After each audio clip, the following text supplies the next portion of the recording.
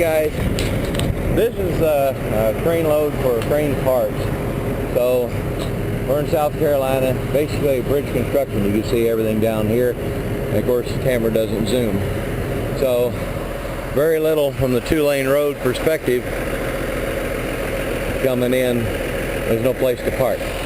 So I've had to pull over there for a while, and they had me go down, turn around, come stage here because this place was full. Soft quicksand. They already had 2 trucks buried to the axles right in here, and they had to redo it. So I had to stay. That's where my steer tire went. I started dropping in. I could feel it, and just had to wait. So how I'm getting set up, so I'm waiting for that crane piece to be loaded on that guy, and I'm the next guy in line as far as to their loading logistics sheet and what's broke down on the crane.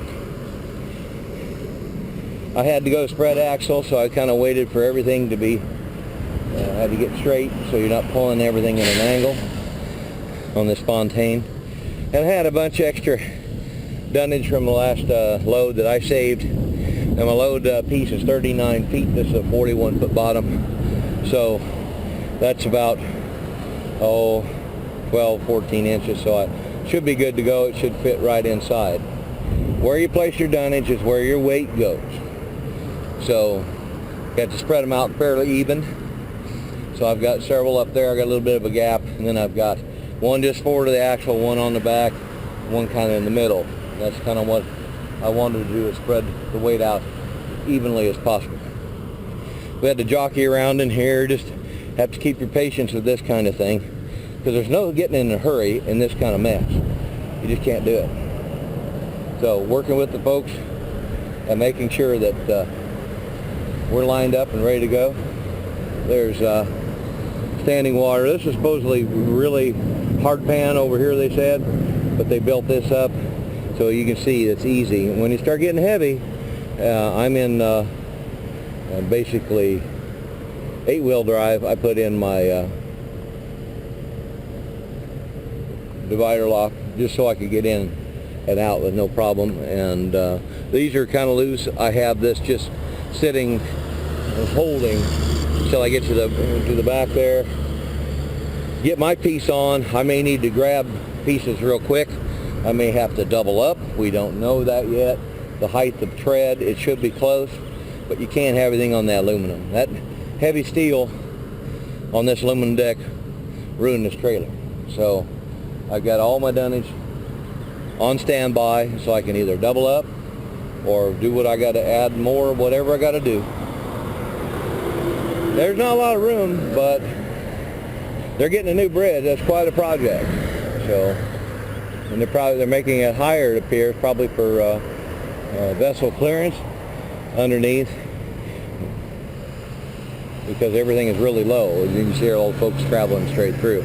So they'll be able to bring larger boats in. I'm not sure about the depth of the channel or whatever on the river. It's out of my realm. So that's what's going on, and we'll give you an update as soon as I get the piece on. I can't be shooting over there. I can't be messing with a video camera. You know, that wouldn't be cool, but I can shoot from out here. So I'm just kind of sitting here waiting, staged. It's already going to be a barn burner today. Lots of water. I got a spare gallon in the cooler waiting. I throw out 4 3/8 chains, 4 binders, so I can do a quick shot with 4 and get that tied down. I'm supposed to get in the gang box and a couple other smaller pieces. We shall see. I'm not sure. I haven't seen them yet. I haven't even had time to work with them to see the load prior to loading. I just know the one piece that I really have to be concerned about, and the length and weight, is about 38,000. So the total load is going to be less than 40. So the gang box not supposed to be much, and it'll probably fit right up in here. And the other pieces, we'll see how that goes. But I've been known to adjust. I've been known to throw stuff right up on the tarps, tie it down, whatever it takes. It doesn't matter. We'll get everything lined up like we're supposed to, and We'll see in a few minutes. It might be an hour or two my time, but for your time, it'll be right away.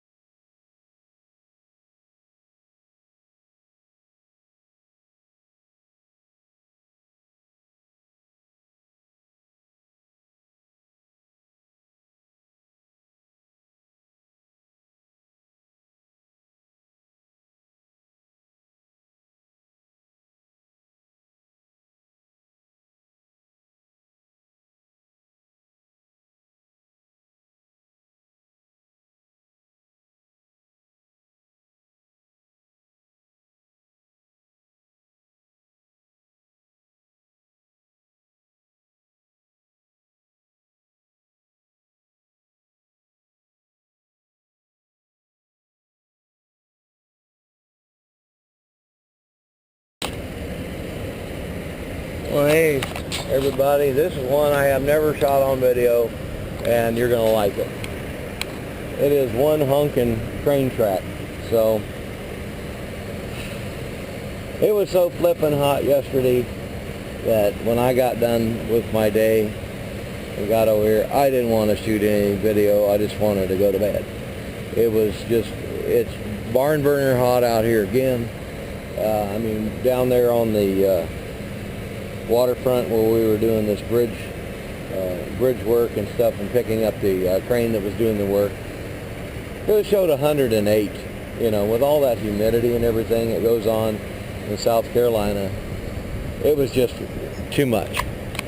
So it took me many hours to wait and stage and get loaded. It's just the way it is. So when I first started out, just pitching a few chains through here, I think I put 4 on. I put these first 4. That was just enough to get up out of the crane area where they dropped them. All I did was I dumped a bunch of my 4x on there, laid them out on the deck, and the crane loaders and riggers could place them where they wanted them. They told me originally it was 39 feet, but it was not. It turned out to be 29. Well, that's fine. I don't care. As long as it's shorter, not longer, that should work. I have hauled one of these before many years ago, and you know, so listening to the crane guys, I wanted to hear where the chain placement should be, and I listened to them. I don't want to throw them up over here simply because of the movement of the track. And even though the chains are down inside, there still could be some movement, so what you want to do is go in on the frame of the track itself. So you would definitely want to have angles on your chains for neutralizing the pull. I don't have a ton of angle on this one, but the thing is that just trying to get it neutral to a certain point where it keeps it from rolling, because it will roll. It's sitting on the wood. So everything was just fine as far as not having any movement, because I did have to go up some grades and some things like that, and any bouncing will cause it to move. So I've got neutral here, sort of neutral here, neutral here, you know, because it's pulling different directions. That's what we want. And I put as many on of the 3/8 variety that I have. Every single one that I have, all 8 are on the load.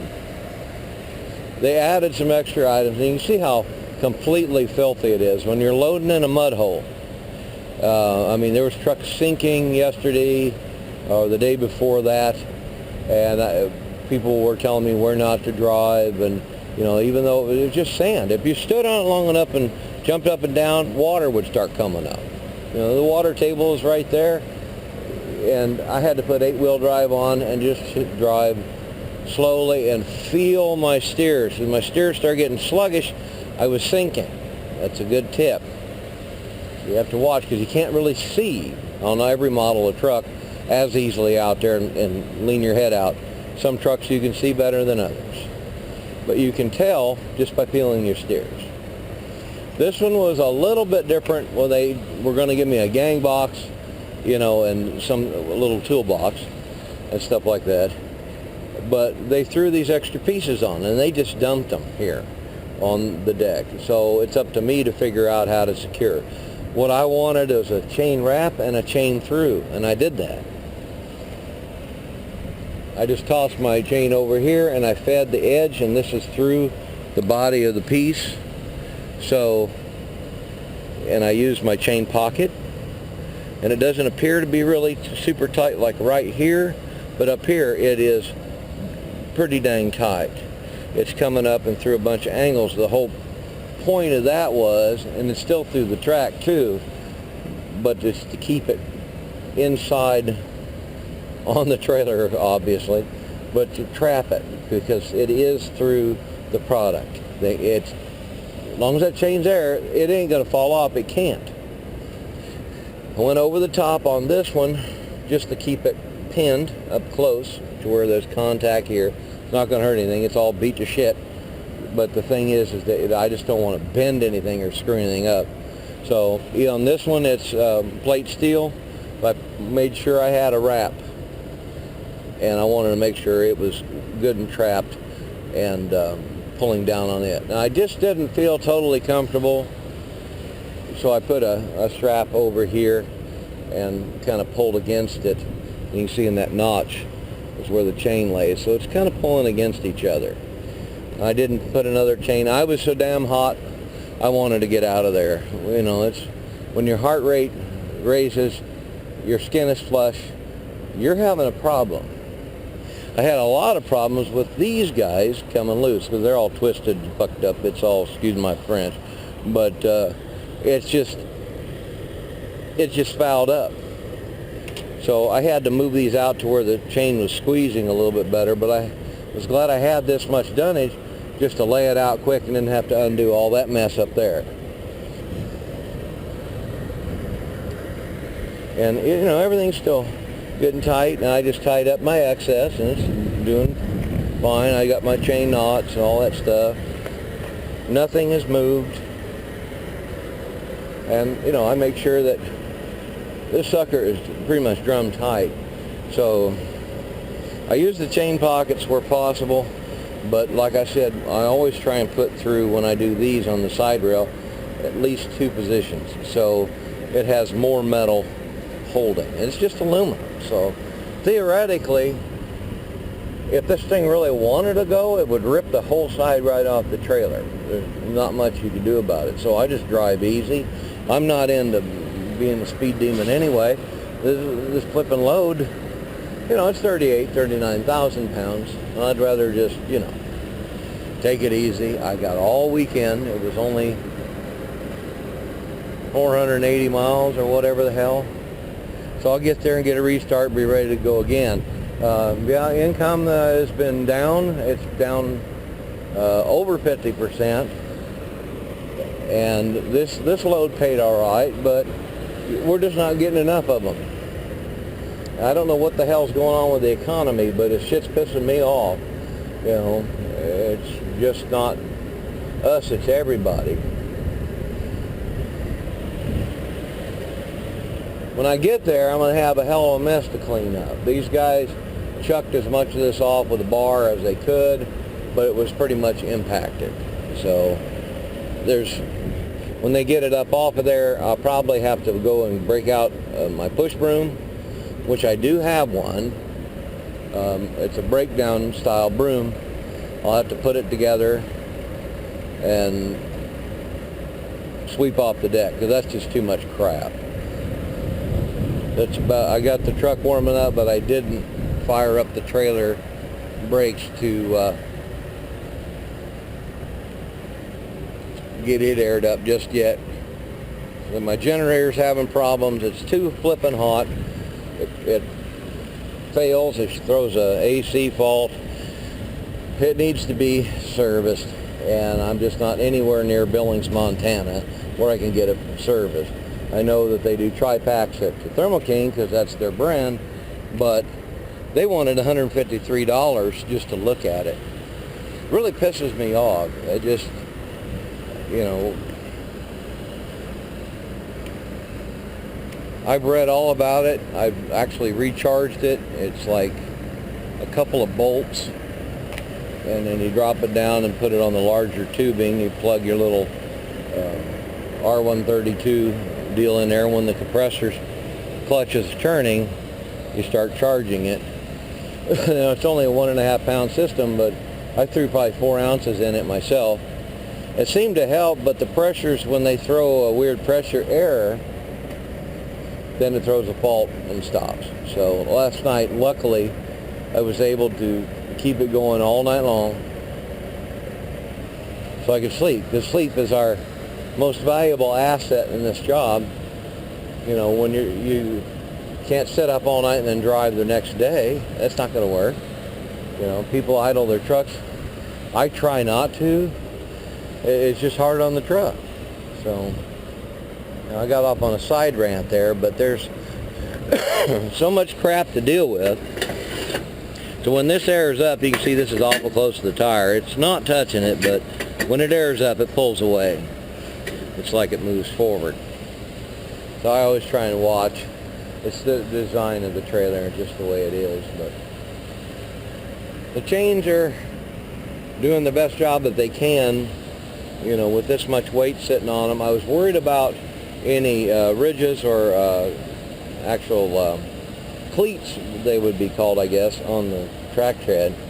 There weren't any. It was a smooth track. So on some styles of tread, that's why I wanted to worry about the depth of the wood, and with the cleats stick down too far and come in contact with the decking materials, which on something this big, it would just rip holes in it. We can't do that. So we got to have wood underneath. I just watched a guy yesterday, different outside the carrier, load it directly to the deck. Well, obviously he didn't own the flipping trailer. You know, I don't either, but I'm going to take care of it like I do. You know, there's going to be protection under the flipping piece. It's just not going to happen. There's too much. It distributes the weight better. And like I said again, wherever you place your dunnage is where your weight is placed on the trailer. So if you had more of these moved up here, the weight would be more forward. It would make hundreds of pounds of difference, if not a couple thousand. So I just want to let you know that it's where you place it. And they didn't quite put it where I wanted it. I wanted it a little bit more forward, but I also looked at my tires and it didn't have a huge bulge. So I was good to go there, and I knew that neither axle was going to be in trouble, because there is, you know, at the halfway point, it's pretty close. You can see the middle here is not quite at the light where I wanted it. I wanted it just a little bit more up, but I couldn't even hardly function yesterday. I'm just glad everything's on there, and I was able to get down the road. And I was trying to watch and have them move everything. They're placing wood before I even got out of the flipping truck. They were trying to get me out of the way to get other trucks loaded. So I hope this one's informed me, because this is a new load, you know, and everything is inside, you know, these pieces here. But if you look at it, they try to keep it as centered as possible in the trailer, so it's not tippy, you know, and that's a concern. You don't, if you have appendages or pieces, parts stuck out one way or another, you just want to make sure that you're not going to be kind of tippy on one side, especially on the downhill camber of the roadbed, because the roadbed is humped, and if you're in the right lane, like most of the time we are trucking, then the thing is, you know, that's already leaning that way. You don't want to make any sudden stupid moves. You know, you can maneuver just like normal, but still, it's not that out of the realm of being off or anything like that. It is moved over just a tad, but a couple inches isn't going to make any difference. They were real careful about getting it as centered as possible, and then making sure those pieces were inside, and they are. So that gives you an overall view of it. And of course I'm in spread axle, so that's all good to go. The Soupy South, I'm here to tell you. Talk about a soup kitchen. This kid from Montana used this shit. So I have to work down here where the money is, whatever we can try and make. I don't know. Had problems in Ohio. I was amazed. Ohio used to be really good, and I just couldn't get much loads out of there. Kentucky used to be real good. Now I'm pretty much stuck down in the mid-south, southeast. I did Florida. I was down there. Usually I was able to get out, and I was able to get a Jacksonville load out, a single container. It was going to be one of those units for hazmat storage. I was on the Mayport Naval Station, right on the pier there, and loaded. I went through hours of security just to get through, and I got loaded and got out of there in just a very short time. It just took more time mucking around with that crap to get in there than it did to do with my work. So that's just the way it is. Not much else to tell you guys. I've been trying to do videos as I saw them. Yeah, especially this one. This one's unusual. You don't see it all the time. You'll see them on specialized folks that do a lot of crane moves, but Landstar does that too, so that's okay. I'll do my best to keep videos uploaded, but you know, if it's something silly or you know, something you've seen 8 times, you know, I'm not going to shoot the video. It's just, it wastes your time. So folks that are regulars, you know, that I'm going to try and provide interesting stuff, and you can visit my blog and jimthetrucker.com. I'm trying to keep everything uploaded there as far as videos too. You can share from there. It's appreciated. I thank you very much. I just do the best I can. I gotta get a shower because 108 degrees and 90% humidity, or where the hell will spoil your shower. Maybe one stinking son of a bitch. So see you on the road.